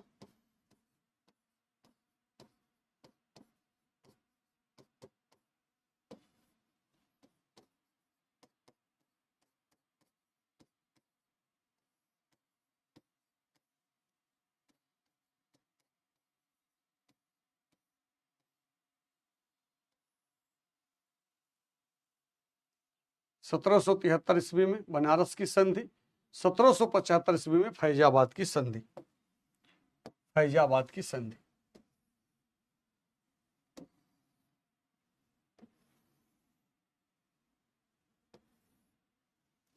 सत्रह सौ 73 ईस्वी में बनारस की संधि, 1775 ईस्वी में फैजाबाद की संधि, फैजाबाद की संधि। और इसमें लिख लेना, फैजाबाद में लिख लेना 1775 फैजाबाद की संधि हुई। लिखना फैजाबाद की संधि के द्वारा, फैजाबाद की संधि के द्वारा, फैजाबाद की संधि के द्वारा, फैजाबाद की संधि के द्वारा अवध की बेगमों की संपत्ति, अवध की बेगमों की संपत्ति, अवध की बेगमों की संपत्ति की सुरक्षा की गारंटी दी गई। अवध की बेगमों की संपत्ति की सुरक्षा की गारंटी दी गई। अवध की बेगमों की संपत्ति की सुरक्षा की गारंटी दी गई। अवध की बेगमों की संपत्ति की सुरक्षा की गारंटी दी गई। अवध की बेगमों की संपत्ति की सुरक्षा की गारंटी दी गई। गारंटी दी गई। बस ये दो संधि उसके समय में हुआ था। इससे रिलेटेड जो बात थी उसको भी हम लोगों ने देख लिया कि भाई वारेन हेस्टिंग्स के कार्यकाल में दो संधि हुई थी, है ना। जो बरेली है ना, बरेली, जो बरेली और फर्रुखाबाद वाला जो क्षेत्र है ना, उसी को रुहेलखंड के नाम से जाना जाता है। एक है बुंदेलखंड, है ना, एक है बुंदेलखंड जिसमें 7 जिले हैं वर्तमान समय में, बांदा, ललितपुर, औरैया, है ना। ये सारे के सारे जो 7 जिले हैं वो जो था वो बुंदेलखंड कहा जाता है। और रुहेलखंड या रोहिलखंड जो था वो ये बरेली के आसपास के जितने क्षेत्र थे उसको उस समय रुहेलखंड के नाम से जाना जाता था, है ना, उसको रुहेलखंड के नाम से जाना जाता था। तो यहाँ पर फैजाबाद की संधि के द्वारा क्या किया गया था, अवध की बेगमों की संपत्ति की सुरक्षा की गारंटी दी गई थी। अवध की बेगमों की संपत्ति की सुरक्षा की गारंटी दी गई थी, है ना। तो इस तरह से यहाँ पर ये सेगमेंट था, इसको भी देख लिया हम लोगों ने। अब इसके बाद आप देखना अब वारेन हेस्टिंग्स से संबंध क्या हुआ था। अब 1773 ईस्वी में 1773 ईस्वी में रेगुलेटिंग एक्ट पारित हुआ। रेगुलेटिंग एक्ट पारित हुआ।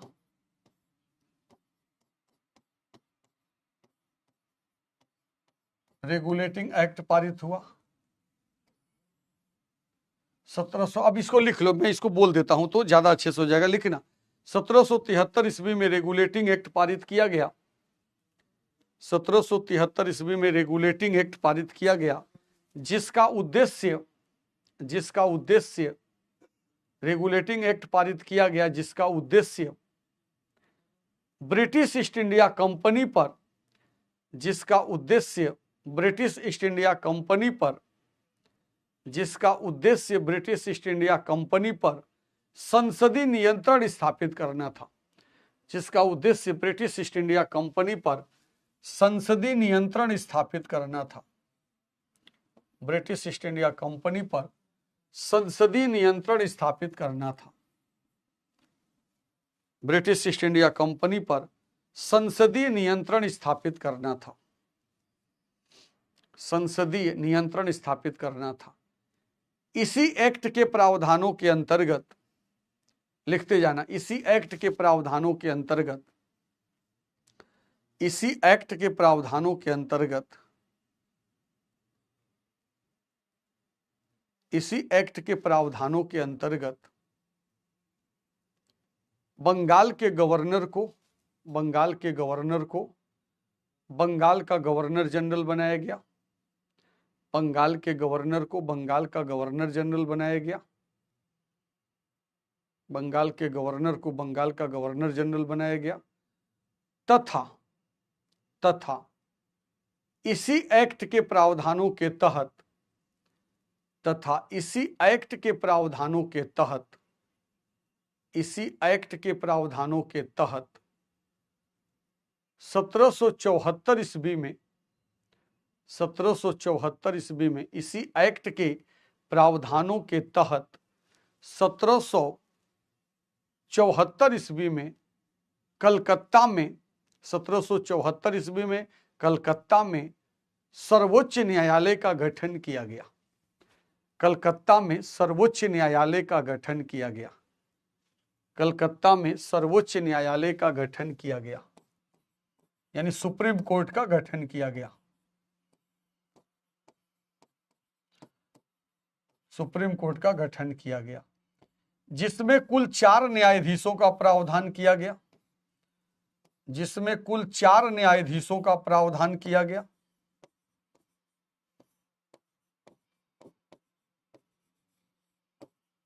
जिसमें कुल 4 न्यायाधीशों का प्रावधान किया गया। एक मुख्य न्यायाधीश और 4 अन्य न्यायाधीश।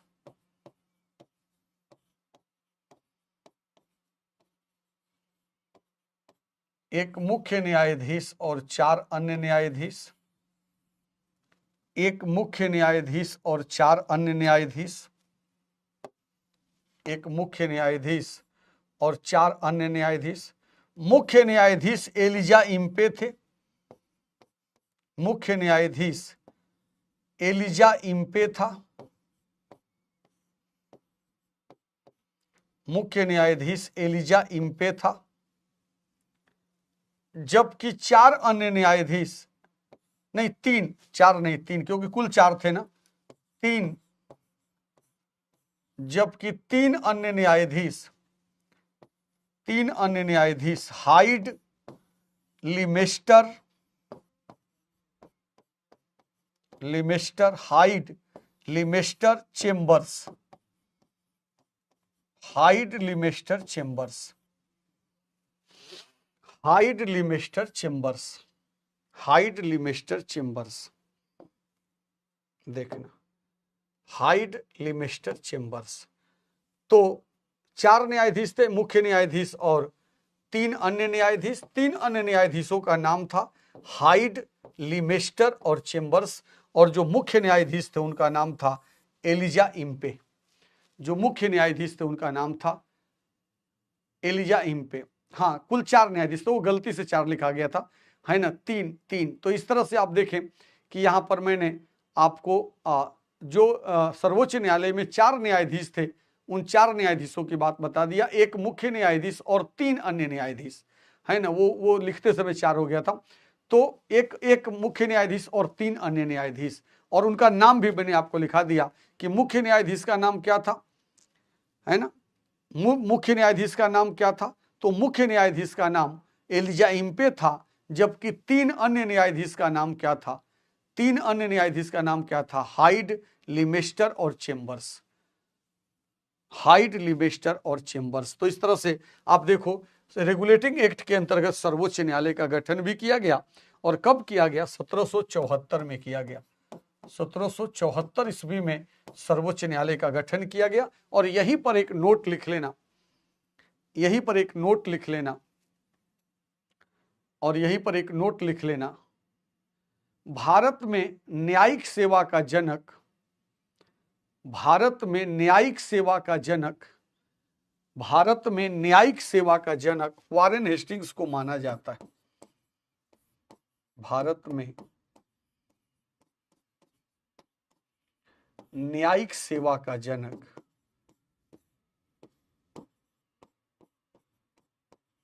भारत में न्यायिक सेवा का जनक वारेन हेस्टिंग्स को माना जाता है।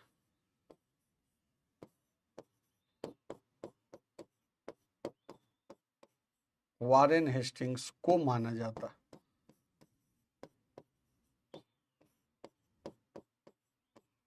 देखो, भारत में न्यायिक सेवा का जनक वारेन हेस्टिंग्स को माना जाता है। न्यायिक सेवा का जनक वारेन हेस्टिंग्स को माना जाता है। देख लो, भारत में न्यायिक सेवा का जनक वारेन हेस्टिंग्स को माना जाता है। और एक लाइन यहीं पे लिख लेना, कलेक्टर के पद का सृजन सर्वप्रथम, कलेक्टर के पद का सृजन सर्वप्रथम वारेन हेस्टिंग्स के द्वारा किया गया।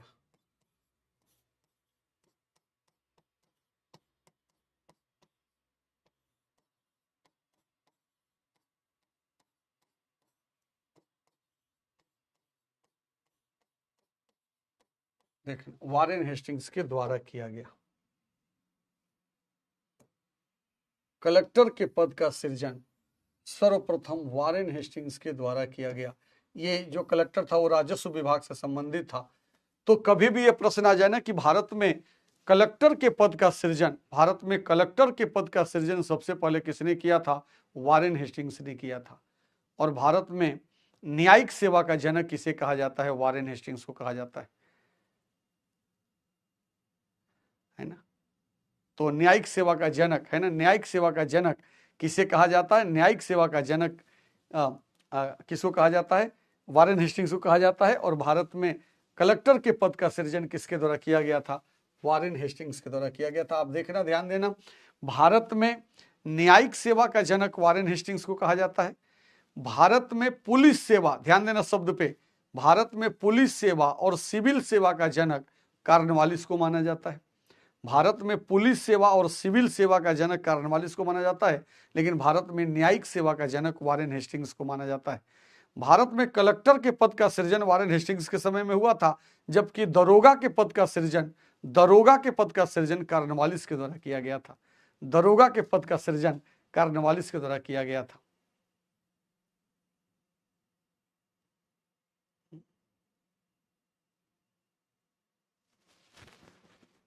क्लियर है ना? क्लियर है ना? तो इस तरह से आप देखो कि यहां पर जो पॉइंट था उसको हमने आपको क्लियर कर दिया कि भाई क्या क्या कंडीशन थी। कलेक्टर के पद का सृजन सर्वप्रथम वारेन हेस्टिंग्स के द्वारा किया गया और भारत में न्यायिक सेवा का जनक वारेन हेस्टिंग्स के द्वारा किया गया था, यानी वारेन हेस्टिंग्स को माना जाता है। तो ये दोनों बात को ध्यान रखना। अभी जब कॉर्नवालिस को पढ़ेंगे तो वहां पे आपको बताएंगे कि कॉर्नवालिस को भारत में पुलिस सेवा का जनक कहा जाता है और सिविल सेवा का जनक कहा जाता है। और कॉर्नवालिस ने कौन सा एक नया पद सृजित किया था? दरोगा।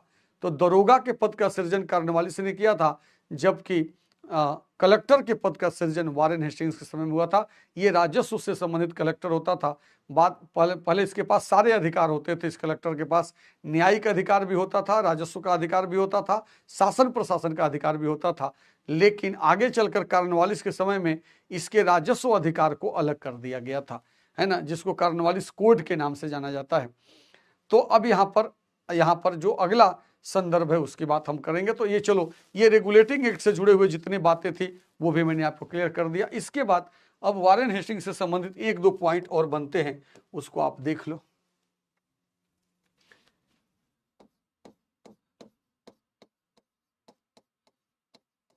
Asiatic society of Bengal,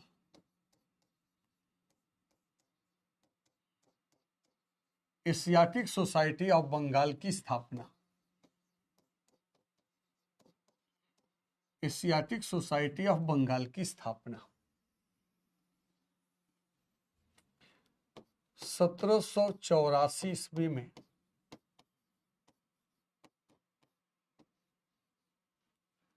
Calcutta में विलियम जोन्स के द्वारा किया गया।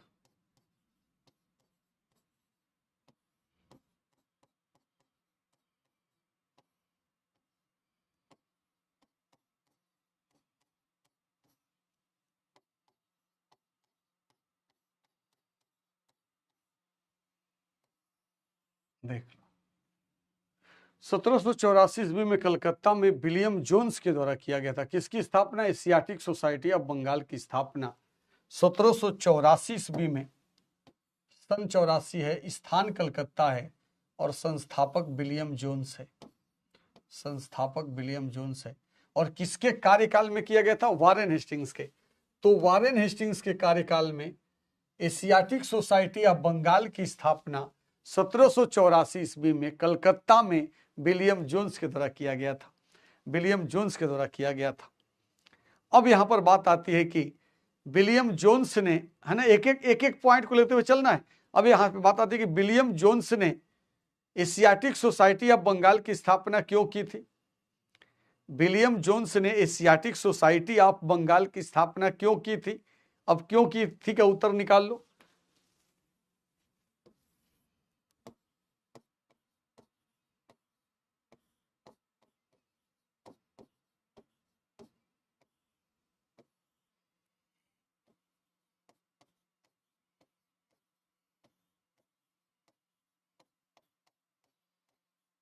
भारतीय धर्म ग्रंथों का, भारतीय धर्म ग्रंथों का अंग्रेजी भाषा में अनुवाद करने के लिए।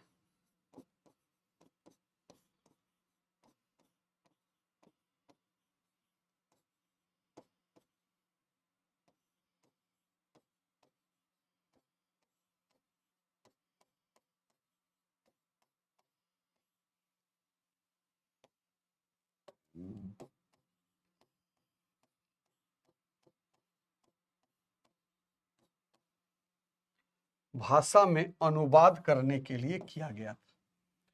1784 ईस्वी में कलकत्ता में विलियम जोन्स के द्वारा किया गया। इसकी स्थापना भारतीय धर्म ग्रंथों का अंग्रेजी भाषा में अनुवाद करने के लिए किया गया था। देखो उद्देश्य भी क्लियर हो गया। ऐसे किसी चीज को तोड़ा जाता है, इसी तरह कैसे एक ही पॉइंट से कितने तरीके के प्रश्न बनते हैं उसको निकाला जाता है। तो आप देखो एशियाटिक सोसाइटी ऑफ बंगाल की स्थापना किसके कार्यकाल में हुआ था? इतने में से देखो, इतने में से मैं 4 प्रश्न बना रहा हूं, जो मैंने बोर्ड पे लिखा ना, इतने में से मैं 4 प्रश्न बना रहा हूं। एशियाटिक सोसाइटी ऑफ बंगाल की स्थापना किस गवर्नर जनरल के कार्यकाल में किया गया था? उत्तर Warren Hastings. Asiatic society of Bengal की स्थापना कब किया गया था? 1784 में। एशियाटिक सोसाइटी ऑफ बंगाल की स्थापना कहां किया गया था? कलकत्ता में। एशियाटिक सोसाइटी ऑफ बंगाल की स्थापना किसके द्वारा किया गया था? विलियम जोन्स के द्वारा। एशियाटिक सोसाइटी ऑफ बंगाल की स्थापना क्यों किया गया था? भारतीय भाषाओं, भारतीय धर्म ग्रंथों का अंग्रेजी भाषा में अनुवाद करने के लिए। 5 प्रश्न बन गए। भारतीय धर्म ग्रंथों का अंग्रेजी भाषा में अनुवाद करने के लिए एशियाटिक सोसाइटी ऑफ बंगाल की स्थापना की गई थी, ठीक है ना। तो अब यहां पर देखना, भाषा में अनुवाद करने के लिए किया गया था। इसके बाद अब बात आती है, अब यहां पे अगला प्रश्न क्या आ सकता है कि इस संस्था के माध्यम से जो पहली पुस्तक अनुदित की गई थी, इस संस्था के द्वारा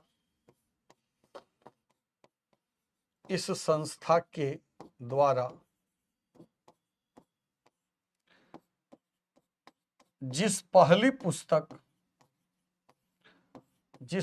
पुस्तक का अनुवाद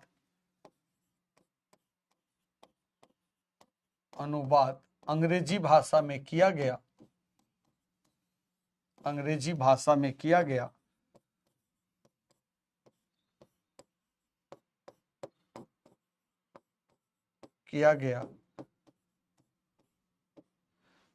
वह भगवत गीता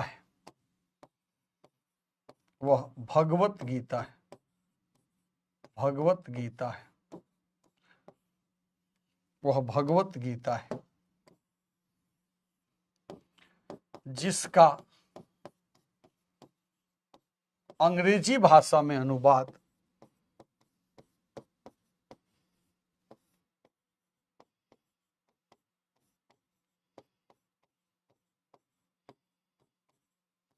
सत्रह सौ चौरासी ईस्वी में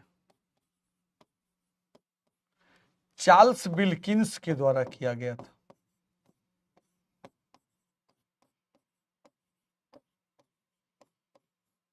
चार्ल्स विल्किंस के द्वारा किया गया था।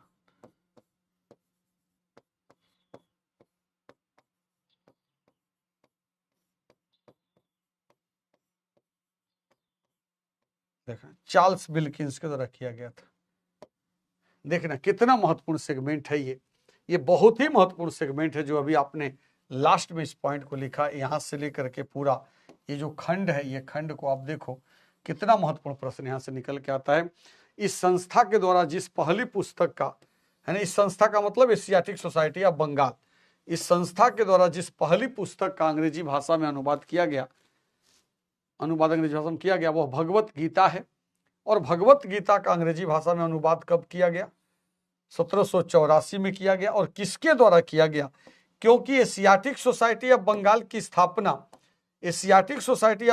स्थापना तो विलियम जोन्स ने किया था, लेकिन भगवत गीता का अंग्रेजी में अनुवाद किसने किया था?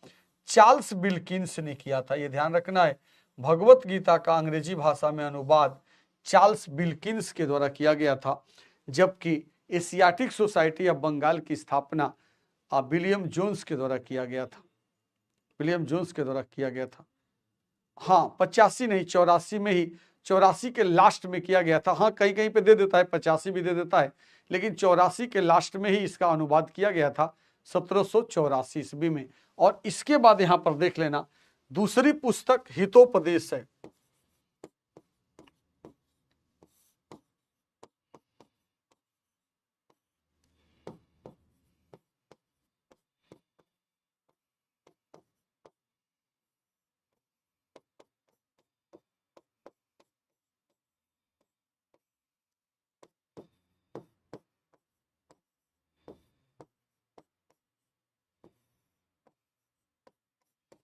1787 ईस्वी में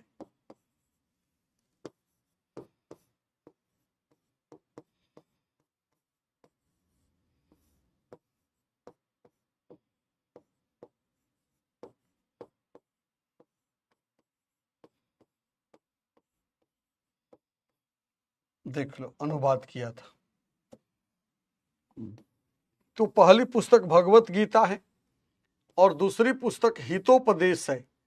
हितोपदेश, और हितोपदेश का भी अंग्रेजी में अनुवाद चार्ल्स विल्किंस ने ही किया था। और ये कब किया था? 1787 ईस्वी में चार्ल्स विल्किंस ने दूसरी पुस्तक जिसका अंग्रेजी भाषा में अनुवाद किया है ना, अंग्रेजी भाषा में अनुवाद किया। हाँ बिल्कुल, हेस्टिंग्स इससे सहमत नहीं था लेकिन ये किया गया था। तो 1787 ईस्वी में हितोपदेश का हाँ बिल्कुल, हितोपदेश में तमाम छोटी छोटी कहानियों के माध्यम से प्रेरणा स्रोत कहानियों का उल्लेख किया गया है। तो हितोपदेश का अंग्रेजी भाषा में अनुवाद चार्ल्स विल्किंस ने ही किया था 1787 में, और भगवत गीता का अंग्रेजी भाषा में अनुवाद 84 के लास्ट में चार्ल्स विल्किंस ने ही किया था। तो भगवत गीता और हितोपदेश ये पहली और दूसरी पुस्तक है जिसका अंग्रेजी भाषा में अनुवाद एशियाटिक सोसाइटी ऑफ बंगाल संस्था के माध्यम से किया गया था। अब इस संस्था में और जो पुस्तकें अनुदित की गई थी वो कौन थी? इसमें कालिदास की रचना अभिज्ञान शाकुंतलम भी है, और इसमें जयदेव की रचना गीत गोविंद भी है। जयदेव की रचना गीत गोविंद और कालिदास की रचना अभिज्ञान शाकुंतलम का अंग्रेजी भाषा में अनुवाद इसी संस्था के माध्यम से किया गया। और इन दोनों पुस्तकों का अनुवाद विलियम जोन्स के द्वारा किया गया था। जिसने एशियाटिक सोसाइटी ऑफ बंगाल की स्थापना की थी ना, उसी विलियम जोन्स के द्वारा किया गया था। तो जरा अगला पॉइंट को मैं बोल देता हूं तो लिख लो, नहीं तो लिखने में टाइम ज्यादा लग रहा है। तो जरा मैं बोल देता हूं, इस समझाने के लिए मैंने इसको लिख दिया, इतनी बातों को लिखवा दिया। अब जरा इसी के आगे अगला पॉइंट लिख लेना।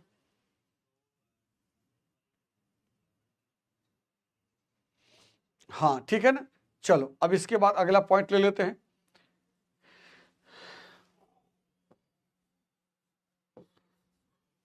लिखना लिखना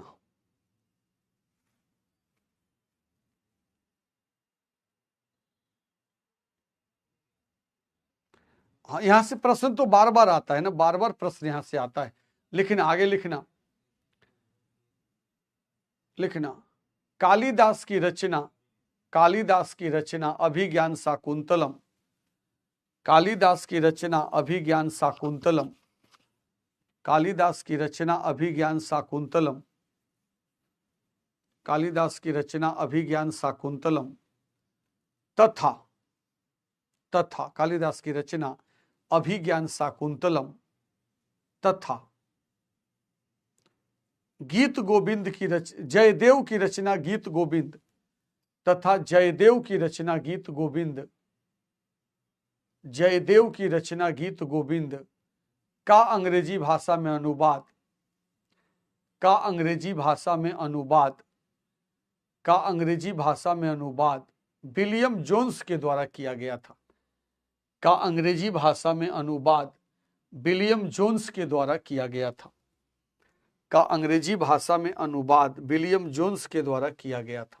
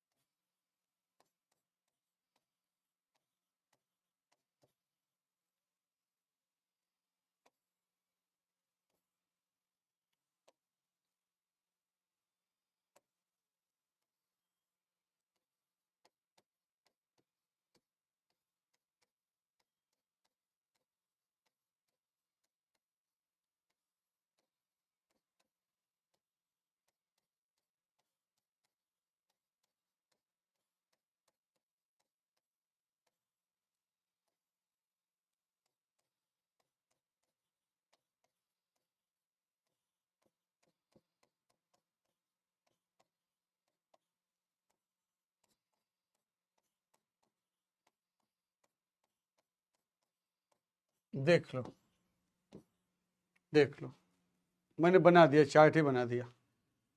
हाँ, मूल रूप से भगवत गीता संस्कृत भाषा में थी, जो मूल रूप से यह, हाँ, ये चारों पुस्तकें जो हैं, ये चारों पुस्तकें जो हैं वो संस्कृत भाषा में थी, और संस्कृत भाषा से अंग्रेजी भाषा में अनुवाद किया गया था। संस्कृत भाषा से अंग्रेजी भाषा में अनुवाद किया गया था।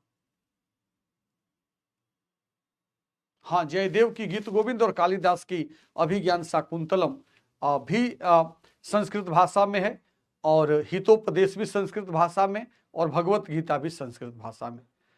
चारों जो पुस्तकें हैं वो संस्कृत भाषा में थी, और चारों पुस्तकों का संस्कृत भाषा से अंग्रेजी भाषा में अनुवाद किया गया था, क्लियर ना? तो आप इसीलिए मैंने देखो, मैंने आपको डेट भी लिखा दिया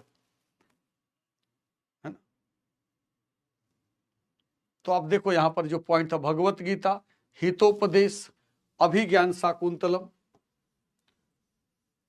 शाकुंतलम और गीत गोविंद, 2 का अनुवाद चार्ल्स विल्किंस ने और 2 का अनुवाद विलियम जोन्स ने। सबके आगे सन लिख दिया है कि किस पुस्तक का अंग्रेजी भाषा में अनुवाद, किस पुस्तक का अंग्रेजी भाषा में अनुवाद कब किया गया था, किस पुस्तक का अंग्रेजी भाषा में अनुवाद कब किया गया था। तो यहाँ पर आप देखो सबके आगे सन भी लिख दिया है कि क्या था। तो ये हो गया इससे संबंधित एशियाटिक सोसाइटी ऑफ बंगाल। इसके बाद एक अलग से लिख लेना, 1781 ईस्वी में 1781 ईस्वी में कलकत्ता मदरसा की स्थापना,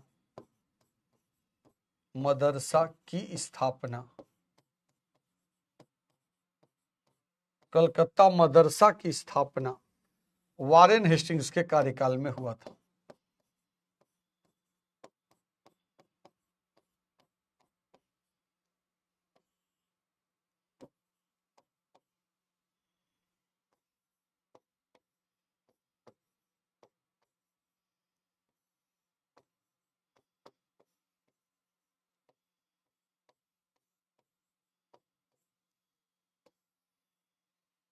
अठारह सौ 81 ईस्वी में कलकत्ता मदरसा की स्थापना वारेन हेस्टिंग्स के कार्यकाल में हुआ था, है ना। 1781 ईस्वी में कलकत्ता मदरसा की स्थापना वारेन हेस्टिंग्स के कार्यकाल में हुआ था, कलकत्ता मदरसा की स्थापना, ठीक है ना। तो यहाँ पर इसको ध्यान रखना कि भाई इसका जो संदर्भ था, इसका जो पॉइंट था वो क्या था, मैंने आपको क्लियर कर दिया पूरी बात को। अब इसके बाद यहाँ से अब केवल वारेन हेस्टिंग्स से संबंधित 2 बातें और आप जान लें तो ये खंड हम लोग का पूरा हो जाएगा। एक है नंद कुमार को फांसी, और दूसरा है वारेन हेस्टिंग्स एकमात्र ऐसा गवर्नर जनरल था जिस पर ब्रिटेन की संसद में महाभियोग चलाया गया था। तो इस तरह से अब 2 पॉइंट केवल बचा हुआ है वारेन हेस्टिंग्स से, है ना। इतने सारे बिंदु थे, तमाम गवर्नर जनरल होंगे जहाँ पे 1 या 2 लाइन का प्रश्न बनेगा, लेकिन कुछ गवर्नर जनरल ऐसे हैं यहाँ पे बहुत सारा प्रश्न बनता है, और उसमें से आप देखो कार्नवालिस पे ही पूरा आज का लेक्चर, वारेन हेस्टिंग्स पर ही आज का पूरा लेक्चर निकल गया, जबकि कम से कम 6-7 गवर्नर जनरल को पढ़ना चाहिए था, लेकिन एक ही वारेन हेस्टिंग्स को डिफाइन करने में पूरा 1.5 घंटे का लेक्चर निकल गया। देखो, तो यहाँ पर आप देखना कि ये जो पॉइंट था इसकी बात मैंने कर लिया। अब इसके बाद नंद कुमार को फांसी,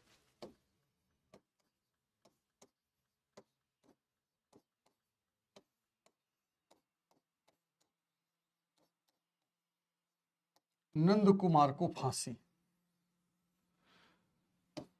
1775 ईस्वी। नंद कुमार कौन था? यह मुर्शिदाबाद का पूर्व दीवान था।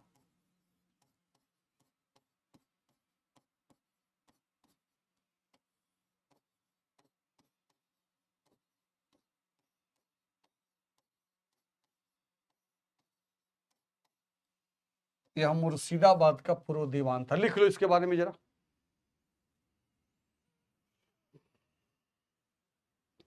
अब जरा लिखना,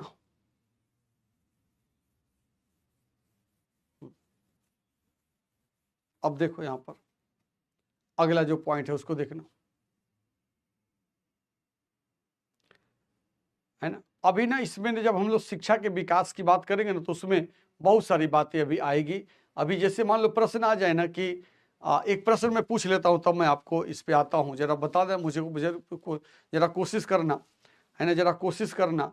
एक प्रश्न मैं आपसे पूछता हूँ कि यदि प्रश्न आता है कि भारत की पहली पुस्तक या पहला धर्म ग्रंथ जिसका अंग्रेजी भाषा में अनुवाद किया गया था, भारत की पहली पुस्तक या भारत का पहला धर्म ग्रंथ जिसका अंग्रेजी भाषा में अनुवाद किया गया था, कौन था? जल्दी से उत्तर दे दो, कौन था? भारत की पहली पुस्तक या भारत का पहला धर्म ग्रंथ जिसका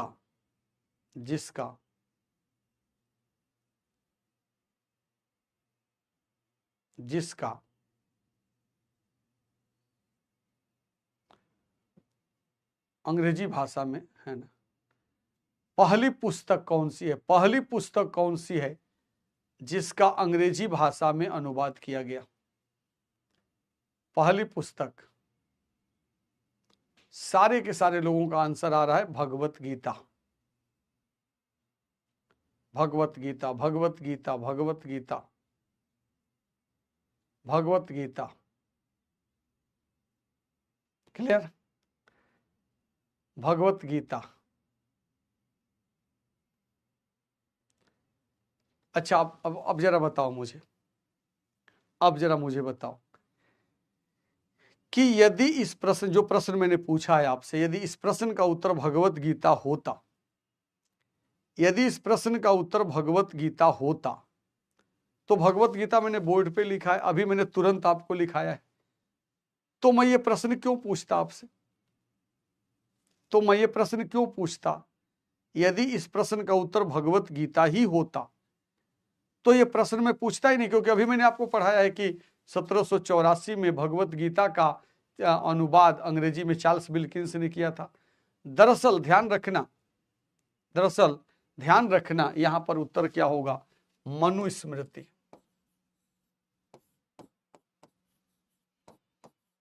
मनुस्मृति, मनुस्मृति 1776 ईस्वी में इसका अंग्रेजी भाषा में अनुवाद किया गया।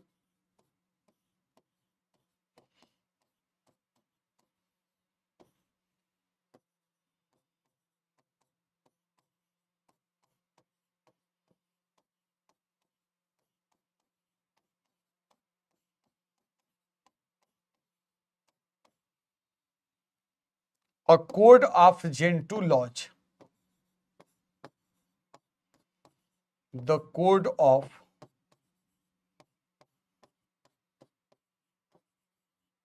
Gentoo laws शीर्षक से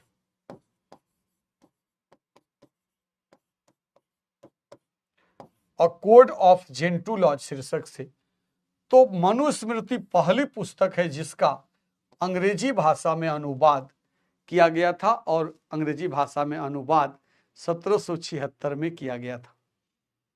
अंग्रेजी भाषा में अनुवाद 1776 में किया गया था।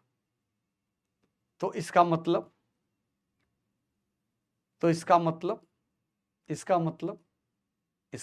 यह है कि भगवत गीता आप आंसर तब दोगे जब ये पूछेगा, ध्यान से सुनो, भगवत गीता आप आंसर तब दोगे जब ये पूछेगा कि एशियाटिक सोसाइटी ऑफ बंगाल के द्वारा पहली पुस्तक जिसका अंग्रेजी में अनुवाद किया गया, एशियाटिक सोसाइटी ऑफ बंगाल के द्वारा जिस पहली पुस्तक का अंग्रेजी में अनुवाद किया गया वो पुस्तक कौन थी, तब आप बताओगे भगवत गीता, तब बताओगे आप भगवत गीता। लेकिन यदि एशियाटिक सोसाइटी ऑफ बंगाल का उल्लेख नहीं कर रहा है, एशियाटिक सोसाइटी ऑफ बंगाल का उल्लेख नहीं कर रहा है, तब यदि एशियाटिक सोसाइटी ऑफ बंगाल का उल्लेख यदि नहीं कर रहा है, तो पहली पुस्तक, यदि केवल पहली पुस्तक पूछ रहा है ना, यदि पहली पुस्तक पूछ रहा है तो मनुस्मृति बताना। और मनुस्मृति का अनुवाद कब किया गया था? 1776 ईस्वी में किया गया था, अंग्रेजों के द्वारा 1776 ईस्वी में किया गया था। और उसका शीर्षक क्या दिया गया था? The code of Gentoo laws. The code of Gentoo laws. Bhagavad Gita answer कब होगा? जब ये पूछेगा कि एशियाटिक सोसाइटी या बंगाल के द्वारा पहली पुस्तक जो संस्कृत भाषा से अंग्रेजी भाषा में अनुदित की गई वो पुस्तक कौन थी? आप बताओगे भगवत गीता। लेकिन एशियाटिक सोसाइटी या बंगाल का उल्लेख नहीं किया है, तब आपका उत्तर होगा, तब आपका उत्तर क्या होगा? मनुस्मृति होगा, मनुस्मृति होगा। क्लियर होगी बात ये? अभी एक प्रश्न का उत्तर आपको और बताना है मुझे।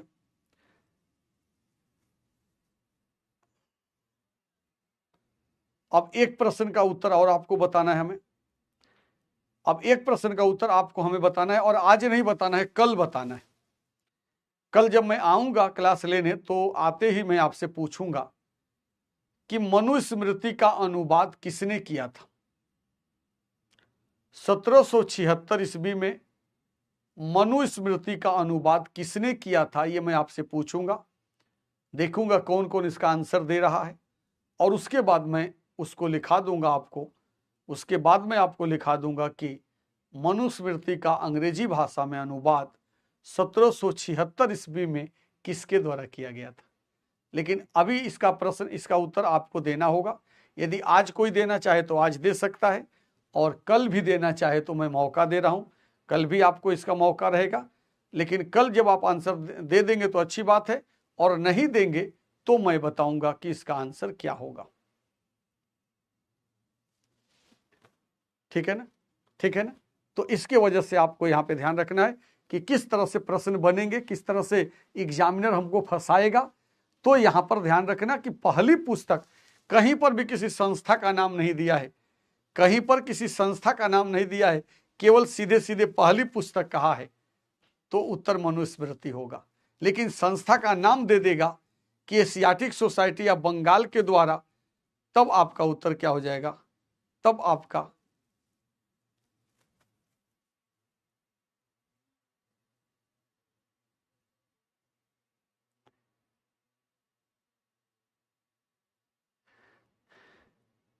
नैथेनियल चलो आज इसका समाधान कर देते हैं। शिल्पी ने इसका उत्तर दिया है, शिल्पी ने इसका उत्तर दिया है नैथेनियल हॉलहैंड।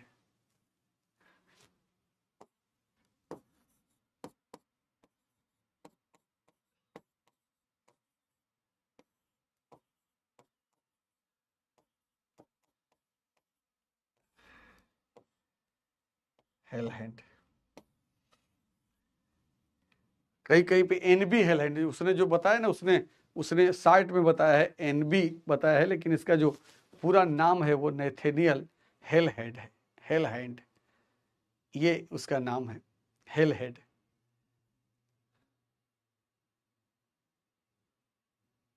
हाँ, बाद के समय में ना विलियम जोन्स ने दोबारा मनुस्मृति का दोबारा भी अनुवाद हुआ था। सिंपी बहुत अच्छा आपने आंसर दिया है, बहुत अच्छा आंसर दिया है, क्योंकि और किसी ने भी इसका नाम, इसका जिक्र नहीं किया है।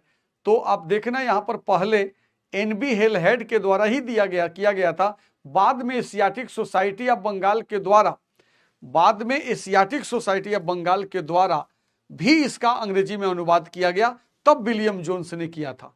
लेकिन पहली बार अनुवाद जो किया गया था वो इसी के द्वारा किया गया था, हेलहैंड के द्वारा किया गया था। तो नैथेनियल, पूरा जो नाम है उसका नैथेनियल हेलहैंड है, जिसके द्वारा इसका अंग्रेजी में अनुवाद किया गया था। क्लियर है? आज का लेक्चर यहीं पे समाप्त करते हैं, कल फिर मिलते हैं। और पर कल हम लोग कॉर्नवालिस के बारे में जानेंगे, और वारेन हेस्टिंग्स का जो 2 पॉइंट छूट गया है उसकी बात कल करेंगे। तो चलें, आप सबको बहुत बहुत धन्यवाद।